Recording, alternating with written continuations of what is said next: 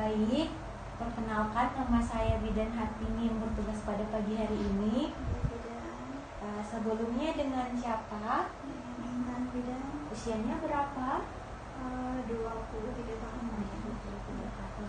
Mbak Intan, alamatnya di mana, Mbak? Candi aja Bidan. Candi aja ya. Mbak Intan, sebelum kita lanjutkan, mungkin terlebih dahulu saya permisi sebentar untuk menutup pintu agar privasi Mbak Intan tetap terjaga ya, Mbak. Baik Mbak Intan, ada yang bisa saya bantu? Begini Bidan, saya kan 3 bulan ke depan sudah menikah. Maksudnya merencanakan untuk menikah. Nah, sebelumnya sudah ke puskesmas melakukan screening pernikahan. Nah, tapi kata bidannya ada lagi tambahan screening untuk pernikahan. Nah, itu yang ingin saya ketahui bidan bagaimana. Oh iya, maaf Mbak Intan, kalau boleh tahu yang disarankan bidan itu fertilitas bukan? Iya bidan. Oh iya, baik Mbak Intan, terima kasih terkait dengan alasan kunjungan Mbak Intan atau panggilan Mbak Intan. Mungkin di sini saya akan memberikan konseling tentang pemeriksaan tambahan fertilitas dalam screening pranikah, di mana maksud dan tujuan dilakukannya pendidikan kesehatan ini yaitu untuk mengetahui kesehatan organ reproduksi wanita dan pria sebelum menikah dan menjalani program hamil.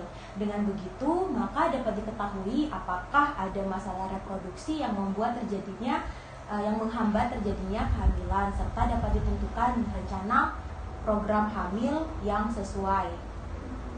Langsung saja saya akan menjelaskan tentang pemeriksaan tambahan fertilitas dalam screening pranikah ini, yaitu meliputi yang pertama ada yang namanya pemeriksaan semen, kemudian yang kedua ada yang namanya pemeriksaan suhu basal tubuh, kemudian yang ketiga ada namanya pemeriksaan Landers cervix, keempat ada pemeriksaan tes Feren, dan yang terakhir ada pemeriksaan uji pasca senggama. Jadi ada 5 pemeriksaan yang akan dilakukan terkait dengan pemeriksaan tambahan fertilitas. Baik, selanjutnya saya akan menjelaskan tentang yang pertama tadi yang saya sebutkan, yaitu tentang screening pranikah mengenai pemeriksaan semen, di mana yang dimaksud dengan pemeriksaan semen ini merupakan prosedur pemeriksaan yang dilakukan untuk menganalisis kuantitas dan kualitas sperma pada pria. Jadi ini untuk pasangannya Mbak Intan ya. Nah, prosedur ini juga digunakan untuk menentukan tingkat kesuburan pria, di mana sperma itu merupakan sel yang dihasilkan oleh organ reproduksi pria, yaitu sperma mengandung enzim yang berfungsi untuk melunakkan dinding sel telur sehingga sperma dapat masuk ke dalam sel telur saat proses pembuahan. Nah, sperma yang tidak normal itu akan sulit menjangkau dan menembus sel telur sehingga menghambat proses pembuahan. Kemudian cara pemeriksaannya itu yaitu salah satu caranya untuk mengumpulkan sampel sperma. Jadi nanti spermanya itu dikumpulkan, kemudian itu dia melalui proses masturbasi. Nah, kalau misalkan untuk uji tes ini dia kan kita harus lakukan di rumah sakit. Nah, umumnya rumah sakit itu akan menyediakan ruangan khusus bagi pasien untuk mengambil sampel sperma. Nah, langkah untuk pengambilan sampel sperma itu sendiri, yang pertama pasangan Mbak Intan nanti akan membersihkan terlebih dahulu tangan dan penis dengan sabun dan air bersih. Kemudian akan dikeringkan. Selanjutnya kita akan menyediakan wadah. Nah, wadahnya itu akan dibuka tutupnya dan pastikan wadah itu yang diambil itu bersih, kemudian kering dan steril. Kemudian ketika telah mencapai tahap akan ejakulasi, maka segera posisikan wadah sampel sehingga sperma itu dapat masuk ke dalam wadah saat ejakulasi. Jangan memasukkan sperma yang tumpah ke dalam wadah. Jadi hanya sperma yang langsung dari penis dari pasangan Mbak Intan nanti. Kemudian setelah sperma itu berhasil dikumpulkan, maka wadahnya itu harus segera ditutup hingga rapat dan beri nama, kemudian kita beri tanggal dan waktu pengambilan sampel agar nanti tidak tertukar dengan sampel dari pasangan lain. Selanjutnya ada 2 hal penting yang perlu diingat oleh pasien, yaitu sampel sperma itu harus disimpan sesuai dengan suhu tubuh. Kemudian jika suhu tubuh terlalu hangat atau terlalu dingin, maka akan mempengaruhi hasil pemeriksaan yang menyebabkan pemeriksaan itu tidak akan akurat. Nah, hal penting kedua adalah sampel sperma itu harus segera dibawa ke laboratorium dalam jangka waktunya itu 30 sampai 60 menit setelah sperma itu diambil. Nah, tindakan ini dilakukan untuk mendapatkan sampel sperma yang baik dan hasil tes yang akurat. Jika pasien itu memiliki gangguan kesuburan yang mengakibatkan sedikit atau tidak adanya sperma yang keluar pada saat ejakulasi, maka dokter mungkin akan mengambil sampel sperma itu melalui proses pembedahan seperti mungkin mikrosurgikal dan yang lain-lain. Kemudian untuk hasil pemeriksaan setelah dilakukan tes tadi, sperma itu biasanya dapat diterima oleh pasien dalam jangka kurun waktu 24 jam hingga 1 minggu. Kemudian tergantung dari laboratorium atau tempat dilakukannya pemeriksaan oleh Mbak Intan sama pasangan. Dan jika hasil pemeriksaan itu menunjukkan hasil pemeriksaannya itu ada dua, ada yang disebut pemeriksaannya normal dan pemeriksaan yang abnormal. Nah, untuk pemeriksaan tes sperma yang normal itu, hasil pemeriksaan spermanya itu dikatakan normal jika jumlah sperma itu berkisar antara 20 juta hingga lebih dari 200 juta per mililiter. Kemudian bentuk spermanya itu lebih dari 50% memiliki bentuk normal. Kemudian pergerakan spermanya itu lebih dari 50% itu sperma bergerak secara normal 1 jam. Selanjutnya setelah ejakulasi dan skala pergerakan sperma 3 atau 4, kemudian tingkat keasaman atau yang biasa disebut dengan pH itu berkisar dari 7,2 sampai dengan 7,8. Kemudian volumenya itu 1,5 sampai dengan 5 ml. Kemudian warna spermanya itu dia putih hingga abu-abu. Selanjutnya waktu mencairnya itu dalam waktu 15 sampai dengan 30 menit. Selanjutnya untuk hasil tes dari abnormal pemeriksaan sperma itu dikatakan abnormal jika mendapatkan hasil tes yaitu jumlah spermanya kurang dari 20 juta per mililiter. Selanjutnya bentuk sperma yang ditemukan itu ada kelainan di kepala, bagian tengah atau bagian ekor sperma. Selanjutnya pergerakan spermanya itu dia kurang dari 50%, sperma itu tidak bergerak normal dalam kurun waktu 1 jam. Setelahnya tingkat keasaman. Nah, untuk tingkat keasaman atau pH-nya itu kurang dari 7, maka menunjukkan sampel sperma itu telah terkontaminasi atau saluran ejakulasinya itu tersumbat. Sedangkan kalau pH-nya lebih dari 8, maka menunjukkan pasien itu memiliki risiko infeksi. Kemudian untuk volumenya dia kurang dari 1,5 ml dapat menunjukkan jumlah sperma itu kualitasnya rendah. Kemudian jika dia lebih dari 5 ml menunjukkan spermanya itu terlalu encer. Kemudian untuk warna sperma, warna merah atau coklat dapat menunjukkan adanya kandungan darah. Sedangkan jika spermanya itu berwarna kuning dapat menunjukkan resiko penyakit kuning atau efek samping obat. Kemudian untuk waktu mencairnya itu dia tidak mencair dalam waktu 15 sampai 30 menit. Baik, selanjutnya saya akan menjelaskan tentang pemeriksaan tambahan fertilitas dengan screening pranikah mengenai pemeriksaan suhu basal tubuh, yaitu di mana suhu basal ini merupakan suhu tubuh yang didapat ketika Mbak Intan itu benar-benar beristirahat dalam keadaan tidur. Suhu ini itu diukur ketika baru bangun tidur di pagi hari dan belum melakukan kegiatan apapun sama sekali. Untuk pengukuran temperatur ini dia bertujuan untuk memberitahukan jika ovulasi sudah terjadi. Nah, ketika tidak berovulasi, umumnya suhu tubuh wanita itu berkisar antara 35 sampai dengan 36 derajat Celcius. Akan tetapi saat berovulasi atau saat pada masa subur, dia akan turun lalu kemudian naik. Bahkan saat masa subur itu kondisi tubuh memasuki fase suhu terendah. Nah, hormon tersebut bekerja penuh dalam mempersiapkan kehamilan. Sekitar 3 sampai 4 hari setelah ovulasi, temperatur basal pun tetap tinggi. Nah, hormon progesteron itu akan menyebabkan suhu tubuh meningkat kurang lebih 37 sampai dengan 38 derajat Celcius. Kemudian suhu tubuh akan turun kembali sekitar 2 derajat. Jadi suhunya itu habis naik, maka dia akan turun kembali. Untuk cara pemeriksaan dari suhu basal itu sendiri, yang pertama kita lakukan di pagi hari ya Mbak. Nanti Mbak lakukan di pagi hari. Untuk pengukurannya itu dilakukan setiap pagi hari pada waktu yang sama sebelum bangun dari tempat tidur. Nah, jangan duduk terlebih dahulu, jangan dulu berjalan-jalan atau pergi ke kamar mandi terlebih dahulu karena dapat menyebabkan kenaikan temperatur sehingga membuat hasilnya nanti tidak akurat. Kemudian nanti Mbak Intan bisa memasukkan termometer ke dalam mulut pada saat baru bangun tidur. Nah, termometer ini dimasukkan untuk mendapatkan hasil yang akurat. Gunakan termometer yang sama di sepanjang siklus. Pastikan juga bahwa Mbak Intan itu tidurnya setidaknya selama 3-4 jam di malam hari, itu minimalnya ya.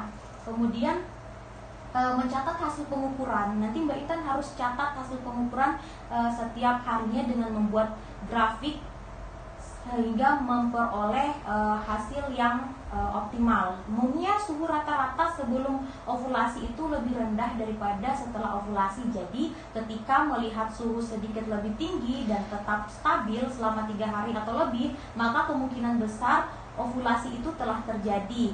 Perlu diketahui juga bahwa wanita itu berada dalam kondisi paling subur sekitar 2 hari sebelum suhu naik. Namun sperma itu bisa hidup hingga 5 hari di saluran reproduksi. Oleh sebab itu, jika mengharapkan kehamilan, maka ini menjadi waktu yang baik untuk berhubungan seksual atau berhubungan suami istri. Setelah pola terbentuk, usahakan untuk berhubungan atau bersenggama dengan suaminya nanti setelah menikah pada saat masa subur ya Mbak. Akan tetapi suhu basal juga dapat dipengaruhi oleh banyak faktor, antara lain sakit atau demam, kemudian faktornya juga itu bisa dipengaruhi oleh stres, kemudian siklus tidur terganggu, kemudian mungkin mengonsumsi alkohol, perbedaan zona waktu, gangguan ginekologis maupun obat-obatan tertentu. Bahkan beberapa wanita juga mengalami ovulasi tanpa adanya kenaikan suhu tubuh yang jelas. Namun untuk dapat mengetahui masa subur dari keluarnya, namun Mbak Intan bisa mengetahui masa subur itu dari keluarnya Landor cervix. Selanjutnya saya akan menjelaskan tentang pemeriksaan Landor cervix, di mana pemeriksaan Landor cervix ini merupakan pemeriksaan kesuburan melalui Landor cervix pada wanita yang akan menikah untuk mengetahui kapan ovulasi terjadi. Jadi ini dia penting pada saat merencanakan kehamilan setelah menikah. Nah, bagaimana cara memeriksakan Landor cervix itu? Yaitu kita lakukan pemeriksaan ini sekurangnya 1 kali sehari, dimulai di hari-hari pertama setelah Mbak Intan menstruasi. Lakukan setiap hari dengan cara yang konsisten selama beberapa siklus dan lakukan pengecekan Landor cervix itu sebelum dan setelah buang air kecil. Nah, nanti dicatat dalam bentuk Landor cervixnya itu apakah dari segi warnanya mungkin dia berwarna kuning atau berwarna putih, bening dan berawan. Kemudian konsistensinya itu apakah dia tebal, kemudian lengket atau elastis, dan rasanya itu apakah kering, basah atau licin, menggunakan diari atau menggunakan aplikasi di smartphone Mbak Intan. Nanti di download ada aplikasinya. Kemudian untuk tahapan pemeriksaan dari Landor cervix itu, yang pertama setelah buang air kecil, keringkan area sekitar vagina, bisa dilap atau menggunakan tisu. Kemudian cuci tangan terlebih dahulu lalu dikeringkan, dan cari posisi yang paling nyaman, entah mau duduk di toilet, jongkok, berdiri dengan 1 kaki diangkat atau posisi lainnya senyaman Mbak Intannya. Kemudian dengan lembut masukkan 1 jari ke vagina. Kemudian dapat menggunakan antara jari telunjuk atau jari tengah, tergantung sebanyak apa Landor cervix yang diproduksi. Kemungkinan mungkin juga tidak perlu memasukkan terlalu dalam, namun mengambil sampel dari area dekat cervix yang paling ideal. Kemudian tarik, setelah dimasukkan nanti jarinya, tarik jari Mbaknya nanti dari vagina, lalu amati dan catat Landor cervixnya tadi yang buku catatan itu digunakan, dicatat dari segi warnanya. Diperhatikan baik-baik Mbak, apakah warnanya nanti kuning atau putih, bening atau berawan. Kemudian konsistensinya nanti dipastikan apakah dia tebal, lengket atau elastis, dan rasanya apakah kering, basah atau licin. Amati atau lihat dengan cara menggesek kedua tangan. Jadi nanti kan masuk jarinya, terus nanti digesek dirasakan. Kemudian ditekan jarinya secara perlahan, jadi bisa diamati. Jangan lupa nanti untuk dicatat. Dan untuk hasil pemeriksaannya itu, hindari mengecek Landor cervix itu setelah berhubungan seksual. Jadi dia tidak boleh langsung dicek pas setelah berhubungan seksual, karena untuk mengganggu tidak adanya campuran dengan sperma yang mungkin keluar saat berhubungan seksual. Kemudian Jangan juga mengambil lendir serviks di saat terangsang secara seksual, mohon maaf, karena itu menyebabkan hasilnya tidak efektif. Dan selanjutnya itu amati ciri-ciri lendir serviks yang sesuai dengan siklus haid, dapat membantu untuk merencanakan kehamilan atau justru untuk mencegahnya. Jadi nanti bisa Mbak Intan tahu sendiri di mana waktu yang baik untuk melakukan hubungan suami istri agar bisa hamil dan agar tidak bisa hamil. Nah, jika lendir serviksnya itu tampak bening seperti putih telur, maka itulah waktu yang tepat atau biasa disebut dengan masa subur, karena sperma itu dapat bergerak lebih baik menuju rahim. Sebaliknya jika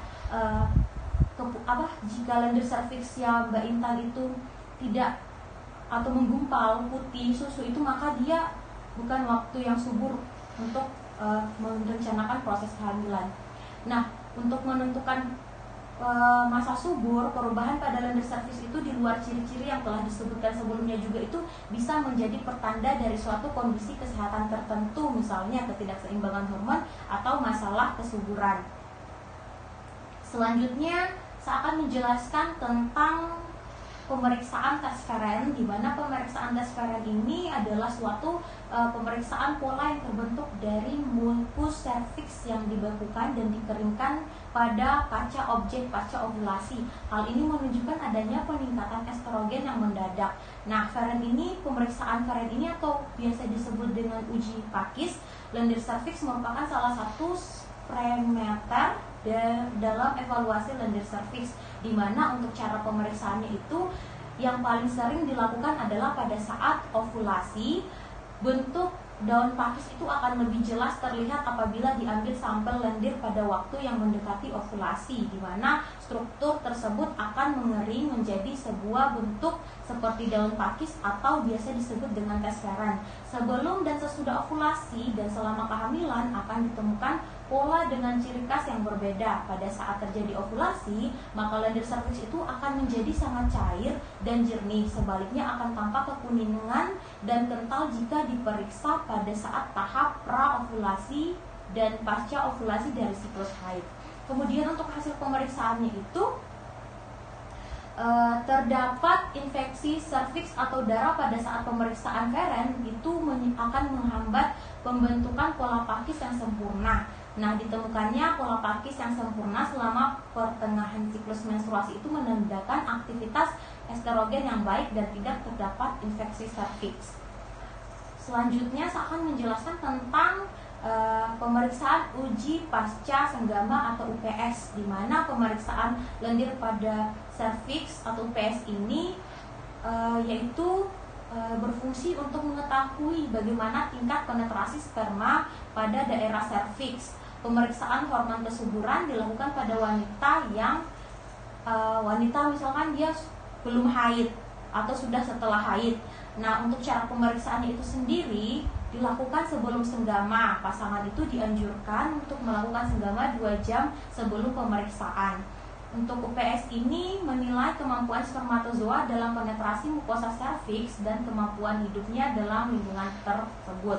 Di mana untuk prosedurnya yang pertama, tampilkan serviks dengan spekulum tanpa minyak vagina. Kemudian yang kedua, cairan di fornix posterior diaspirasi dengan squid tuberkulin tanpa jarum. Kemudian yang ketiga, pakailah squid terbupulin lain yang berbeda untuk mengambil mukosa di kanalis cervicalis. Kemudian yang keempat, masing-masing cairan itu diletakkan di atas objek gelas dan ditutup dengan dex gelas serta dibuat asupan tebal yaitu 100 itu, kemudian dilihat dengan pembesaran mikroskop sebesar 400 kali. Untuk sampel dari cairan vagina itu dipakai untuk menetapkan apakah sperma diletakkan atau ditimbun di dalam vagina. Untuk spermatozoa di dalam vagina akan mati dalam 2 jam. Selanjutnya untuk sampel dari kanalis serviks itu dihitung jumlah dan motilitas spermatozoa. Motilitasnya ini dinilai gradasinya. Pada pasangan normal sesudah senggama pada mid siklus akan didapat lebih dari 50 spermatozoa motil pada grade A dan B setiap lapangan pandang. Kemudian apabila ditemukan kurang dari 10 atau hanya grade B, hal ini menunjukkan adanya abnormalitas dalam transportasi aktif spermatozoa. Nah, UPS juga itu penting untuk melakukan penilaian terhadap daya tahan hidup spermatozoa sesudah keluar atau ejakulasi. Tidak adekuatnya spermatozoa itu di endoservix dapat menyebabkan infertilitas. Kemudian untuk hasil pemeriksaannya itu, hasil pemeriksaan dari UPS ini disebut normal jika jumlah spermanya itu normal, kemudian sperma bergerak maju pada lendir cervix, kemudian lendir cervix dapat membentuk benang minimal 2 inci. Selanjutnya lendir cervix yang mengering dapat membentuk pola seperti pohon cemara atau Ferli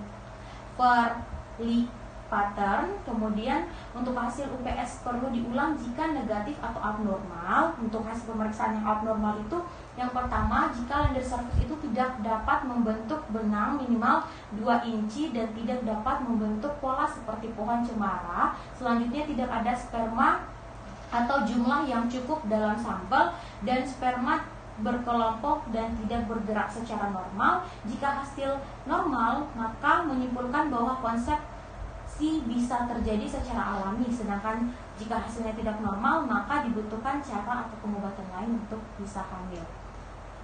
Baik Mbak Intan, mungkin itu saja yang bisa saya jelaskan. Dari penjelasan saya, apakah ada yang ingin Mbak Intan tanyakan? Mungkin yang saya rasa bidang itu. Oh iya, baik Mbak Intan, terima kasih Mbak Intan. Semoga nanti pernikahannya lancar. Terus nanti kalau mau program kehamilannya semuanya sehat. Ya, baik Mbak Intan, terima kasih.